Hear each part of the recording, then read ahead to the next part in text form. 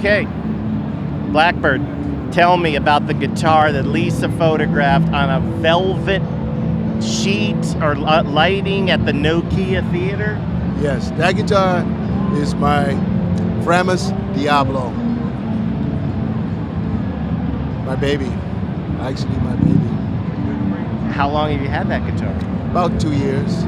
Okay, so you've come to know it recently, but you've been playing guitars for how many years? I stopped counting after 30. Okay, I like asking just for the whole archetype sense, your first guitar. My first guitar Yeah. was a Teisco Del Rey. Well, okay, my first electric guitar was a Teisco Del Rey 4 pickups with the wiggle stick. For all of you that don't know what a wiggle stick is, it is a tremolo bar, but we call it wiggle stick. The nomenclature's changed, right? When you first started playing, it was a wiggle stick. It was a wiggle stick. It's still a wiggle stick. What shows do you remember performing with that guitar? With the Teisco? Yeah. Everywhere. Schools, high schools, stuff like that. Really? I was like about 14, 15, Okay. something like that. But after about a year, I kind of got good, so. Okay, and then when you got on big stages and you started taking it on the road, what were you playing? Fender Stratocaster, 1958 Sunburst Maple Neck Stratocaster. Awesome. Stop.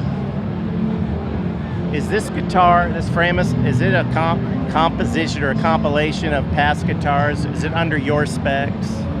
It's actually off the rack. It's what they make. It's got 2 single coils in the front and 1 double coil in the back. Okay. And you know the double coil in the back is splittable. You know, you can have one or you can have them both. If you pull up the little tone control switch, and it's got a Wilkinson tremolo bar, wiggle stick. Don't forget that. And I like the way it's easy to maintain. It's easy for me to set up and maintain on the road. So I chose that. They kind of gave it to me as a loaner at first, right. But I liked it a lot, and I, felt the ease of the maintenance and all of that. So I started loving it. So have you seen a lot of technological evolution in guitar? In guitar? Oh God, yeah. Well, I mean, come on, you press a button and it almost plays itself, right? But you're not so old school that you want to carry around a vintage with you? Well, yeah, I do want to carry it around, but if I get a vintage guitar, it's staying at home. It's not going on the road. It's a museum piece. Look at those Facebook stories of the people that take their guitars through the airport. Right. 1946 Stradivarius, and then all of a sudden, no good. Right. We'll not have that. Yeah. So, Hey, Blackbyrd, tell us what it was like hanging out with Shuggie Otis when I met you that night to photograph your guitar. Because remember, I met you through Mercy GTO. Right. She couldn't make it that night, or she wasn't there early enough or something, and I ran into you. Later. Yeah, later.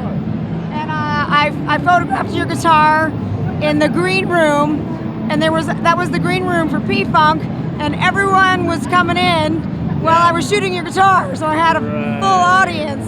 Yeah. And what the question was? There wasn't one. Well, Shuggie Otis. Okay, no. Shuggie Shuggie Otis is my hero. Shuggie Otis is, y'all should know.